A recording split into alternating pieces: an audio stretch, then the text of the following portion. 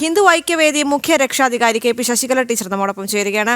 Teacher, ഈ ഒരു ഘട്ടത്തിൽ നമുക്ക് പറയേണ്ടി വരുന്നത്, ഒരു കുടുംബത്തെ സഹായിക്കുകയാണ് സർക്കാർ ചെയ്തതെങ്കിൽ ഇത് സഹായമല്ല, ഒരു നിയമക്കുരുക്കിലേക്ക് അവരെ കൊണ്ടെത്തിക്കുന്ന തരത്തിലേക്കാണ്. കാരണം ദേവസ്വം ബോർഡിൽ സർക്കാരിന് പോലും അധികാരമില്ല ഒരു സ്ഥിര നിയമനം നൽകാൻ. പക്ഷേ എന്തുകൊണ്ട് ബോർഡിൽ തന്നെ ഒരു ചീഫ് എഞ്ചിനീയറുടെ നിയമനം നടത്തി എന്നുള്ളത് വളരെ ആശങ്ക ഉളവാക്കുന്ന ഒരു കാര്യം തന്നെയാണല്ലോ ആ കുടുംബത്തെ സംബന്ധിച്ചിടത്തോളം. ഹൈന്ദവ സമൂഹത്തെ സംബന്ധിച്ചിടത്തോളം അത് ആശങ്കയുള്ളതാണ്. ഞാൻ ആ നിയമനം നടന്ന അന്ന് തന്നെ അതിനെപ്പറ്റി പറഞ്ഞിരുന്നു. കാരണം ബിന്ദുവിന്റെ മകന് ജോലിക്ക് അർഹതയുണ്ട്, ജോലി കൊടുക്കണം.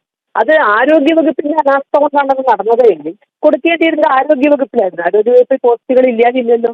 സർക്കാരിന്റെ കീഴിൽ എത്രയോ വകുപ്പുകളുണ്ട്. അപ്പൊ ഇതെന്താന്ന് പറഞ്ഞാൽ ഇവിടെ അവകാശമുണ്ട്, അധികാരമുണ്ട് എന്ന് തെളിയിപ്പിക്കാനായിരുന്നു അവരുടെ ഉദ്ദേശം. സർക്കാരിന്റെ ഇഷ്ടം പോലെ അവിടെ നിയമനം നടത്തുന്നു.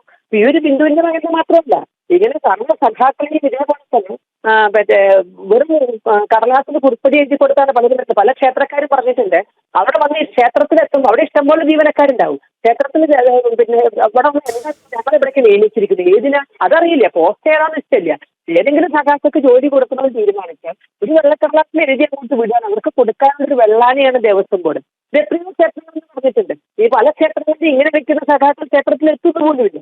അവർ ബിനാമികളെ വെച്ചിട്ടാണ് ക്ഷേത്രത്തിലെ കാര്യങ്ങൾ ചെയ്യുന്നത്. കനപ്പെട്ട ശമ്പളം ഹൈന്ദവ സമൂഹത്തിന്റെ ഈ ഭണ്ഡാരത്തിൽ വീഴുന്ന പൈസ കനപ്പെട്ട ശമ്പളം പിടിച്ചുകൊണ്ടുപോയി പാർട്ടി പ്രവർത്തനം നടത്തുകയും ശേഷം ചെറിയ കാശ് കൊടുത്തുകൊണ്ട് ബിനാമികളെ വെച്ച് അതേ ജോലി ചെയ്യിപ്പിക്കുകയും അടക്കമുള്ള കർമാടിത്തരങ്ങൾ കേരളത്തിലെ എത്രയോ ക്ഷേത്രങ്ങളിൽ നടക്കുന്നു. അപ്പൊ അതിന്റെ ഏറ്റവും അവസാനത്തെ ഒരു ഉദാഹരണമാണിത്.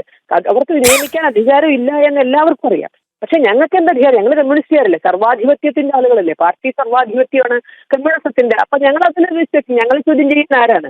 ജനങ്ങൾക്ക് എന്താ അവകാശം? ഞങ്ങൾ വിളിക്കുമ്പോൾ ജനങ്ങൾക്ക് അതെന്ത് അവകാശമുണ്ട് എന്ന് വെല്ലുവിളിച്ചുകൊണ്ടാണ് ഇത്തരത്തിൽ സഖാക്കൾ അവിടെ നിയമനം നടത്തിയത്. തീർച്ചയായും ആ നിയമനം മാറ്റിയ കുട്ടിക്ക് നിയമനം കൊടുക്കണം. അതേ ദിവസത്തിൽ തന്നെ അതേ സീനിയോറിറ്റിയോട് കൂടി തന്നെ നിയമനം കൊടുക്കണം. പക്ഷെ അത് ദേവസ്വം വകുപ്പിലായിരിക്കരുത്. അവിടെ ഇതേപോലുള്ള കളി കളിക്കാൻ ഇനിയും, കാരണം സ്വർണവും വെള്ളിയും കടത്താവുന്നത് മുഴുവൻ കടത്തി പോരാത്തതിന് ഭണ്ഡാരത്തിലെ പണം ഇത്തരത്തിൽ തങ്ങൾക്ക് ഇഷ്ടമുള്ളവർക്ക് വേണ്ടി കൊടുക്കാൻ സംവിധാനം ഞങ്ങൾക്കുണ്ടെന്ന് കാണിക്കാനാണ് ഈ നിയമനം. അപ്പൊ അത് തീർച്ചയായും ആ നിയമനം അവിടെ തുടർന്ന് പോകരുത് എന്ന് തന്നെയാണ് അഭിപ്രായം. ശരി, വളരെയധികം നന്ദി ഈ ഒരു ഘട്ടത്തിൽ നമ്മോടൊപ്പം ചേർന്നതിന്. എന്തായാലും നിയമ കുരുക്കിലേക്കാണ് കൂടുതൽ ആ കുടുംബത്തെ കൊണ്ട് എത്തിക്കുന്നത് എന്നാണ് പറയുന്നത്. ഇത്തരം സംഭവങ്ങൾ ആവർത്തിക്കാൻ പാടില്ല. സർക്കാരിൻ്റെ ഒരു ബാധ്യതയാണ് ആ കുടുംബത്തിന് ജോലി നൽകുക എന്നത്. പക്ഷേ അത് സ്ഥിര ജോലി നൽകുമ്പോൾ ഇത്തരത്തിലൊരു സംവിധാനത്തിലായിരുന്നില്ല ജോലി നൽകേണ്ടിയിരുന്നത് എന്നത് തന്നെയാണ് ഇപ്പോൾ ഉയർന്നു വരുന്ന അഭിപ്രായങ്ങളും.